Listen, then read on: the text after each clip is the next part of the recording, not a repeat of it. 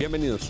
El doctor Antonio Rengifo, profesor de la Universidad Nacional, se ha convertido en la voz de la conciencia arqueológica en materia de defensa del patrimonio sumergido que representa el Galeón San José. Él, su grupo, como muchos grupos de antropología, de estudios sobre la preservación del patrimonio cultural, habían venido advirtiendo sobre los riesgos que esta APP, como se llama, Asociación Pública Privada que querían montar para sacar el galeón, generaría gravísimos problemas.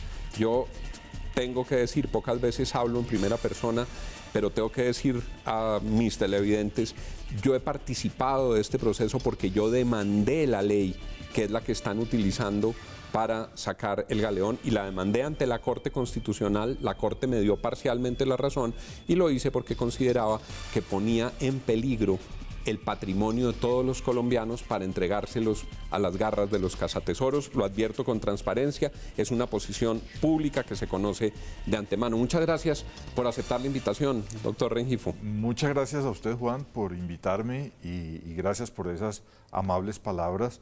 Yo creo que la dimensión, la importancia del Galeón San José como patrimonio de la humanidad y de los colombianos es tal que amerita esas preocupaciones. ¿Cuál era el centro de la reflexión suya y de su grupo de estudios frente a la protección del patrimonio del Galeón San José? Sí, yo siempre he puesto de presente que, en primer lugar, fuimos un grupo interdisciplinario de docentes dirigidos por la profesora Luz Amparo Fajardo, que es la decana de Ciencias Humanas, que expresamos un sentir, un pensamiento sobre esa situación del Galeón San José.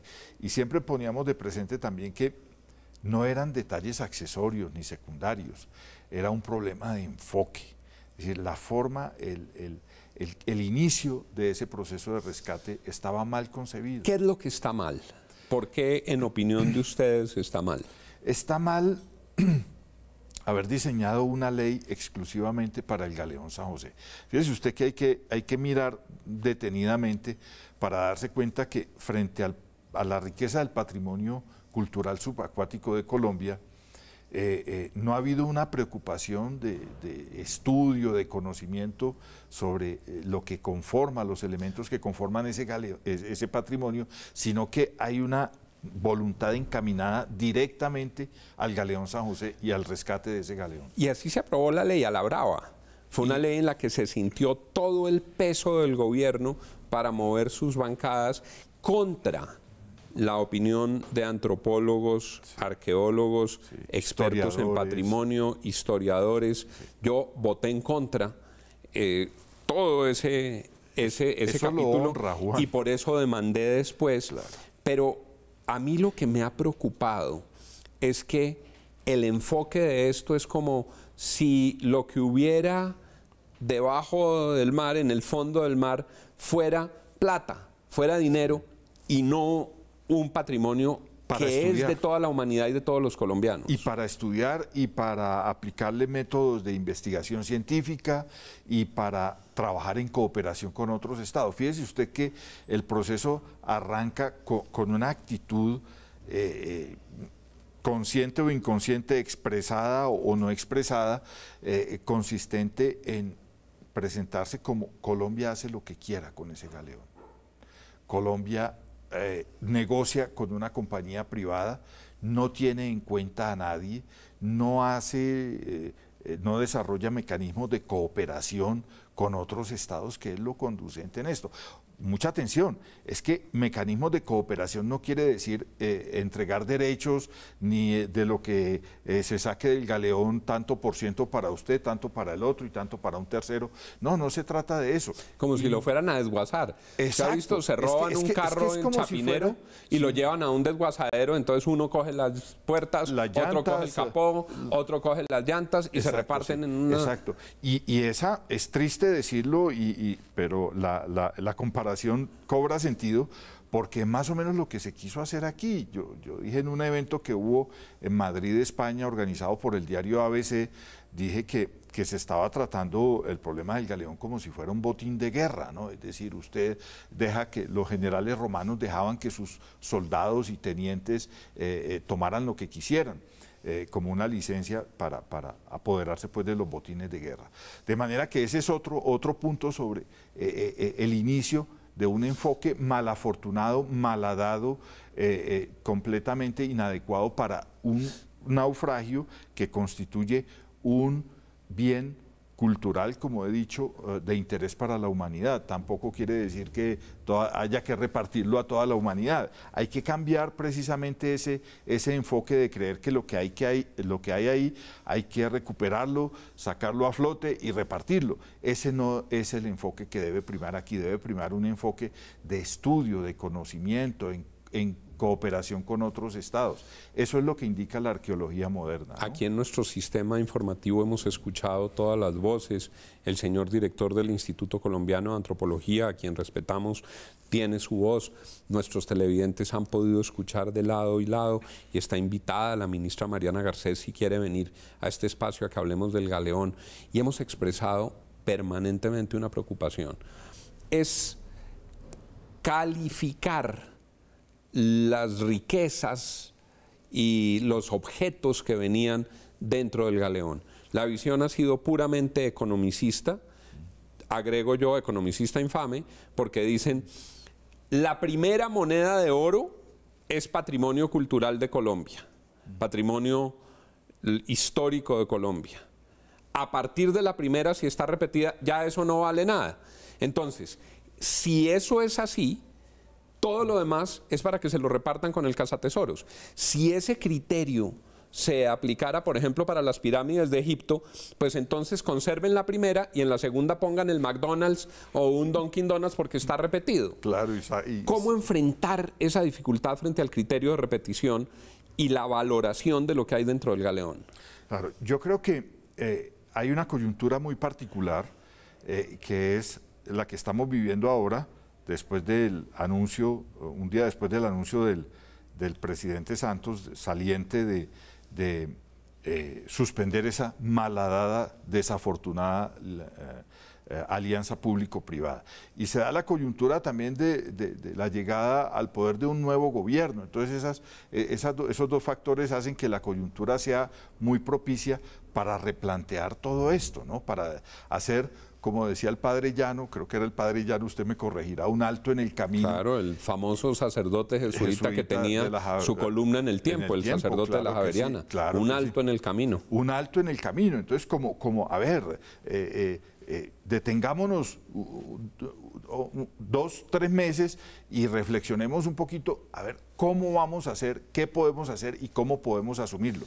Y eso implica un cambio de orientación, porque le digo, Juan, y a los televidentes, a sus numerosos televidentes, es que como veníamos muy mal. Esa es una realidad y hay que reconocerlo y hay que aceptarlo. Y yo creo que el presidente Santos, ante tanta presión, tuvo que tomar esa decisión mal de su grado, como diría el Quijote, ¿no? Así es, entonces, en el español clásico. Sí.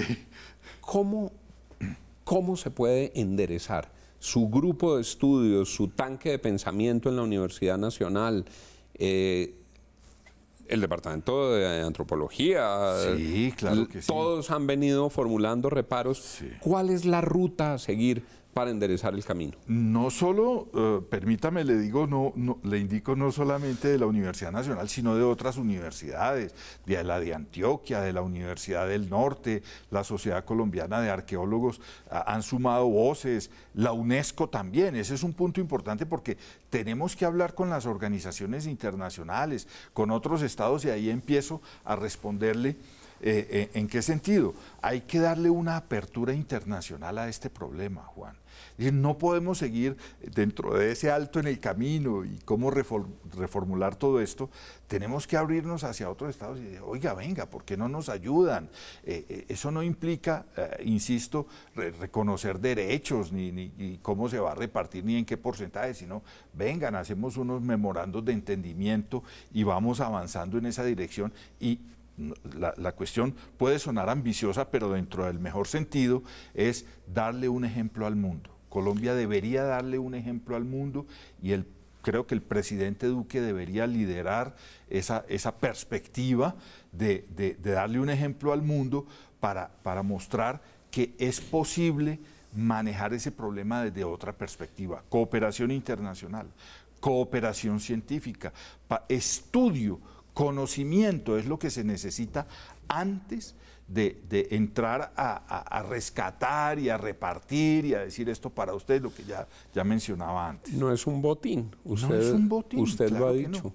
Claro. Y en este escenario de cambio de gobierno con el proceso trancado, algunos dicen estamos en el momento más peligroso porque resulta que esas coordenadas ya están reveladas y si se llegan a filtrar, lo que puede ocurrir es un saqueo de ese patrimonio.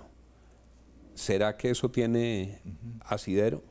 Yo le puedo responder de la siguiente forma. Claro, puede llegar alguien a explorar el sitio, pero requeriría de una tecnología muy avanzada, ¿no? Lo primero. Es decir, estamos hablando de un naufragio que se encuentra, han venido aumentándole en profundidad, primero decían 270, después 300, después 500.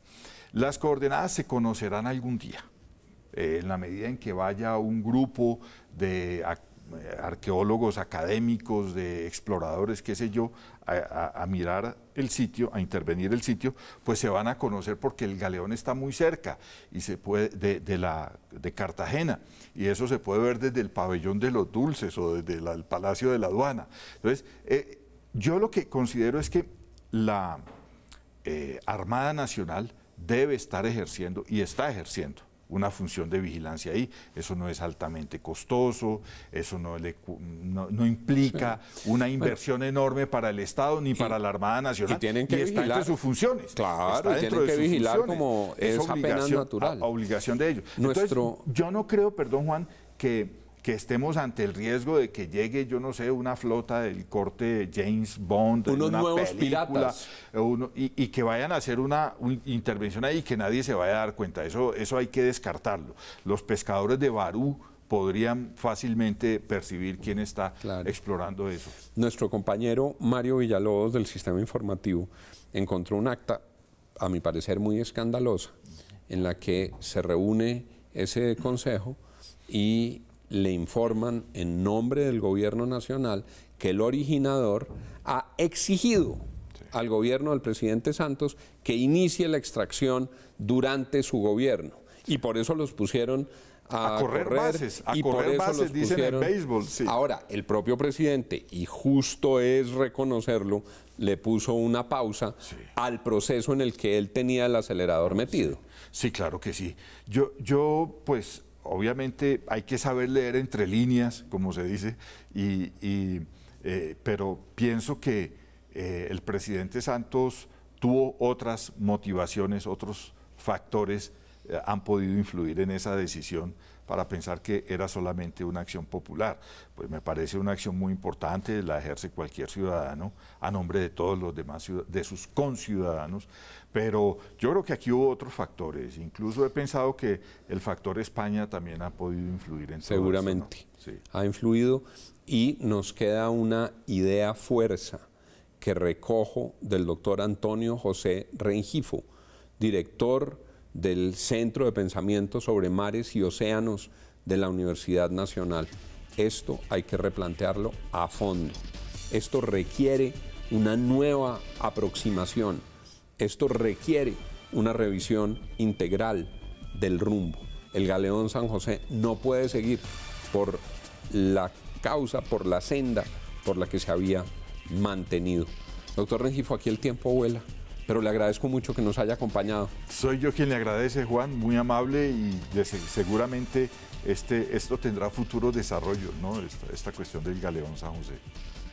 Esto hoy tiene las voces de los expertos, de los arqueólogos y de la academia en sus expresiones más prestigiosas, el Centro de Pensamiento de la Universidad Nacional. Gracias por estar con nosotros. Sigan con Red Más Noticias.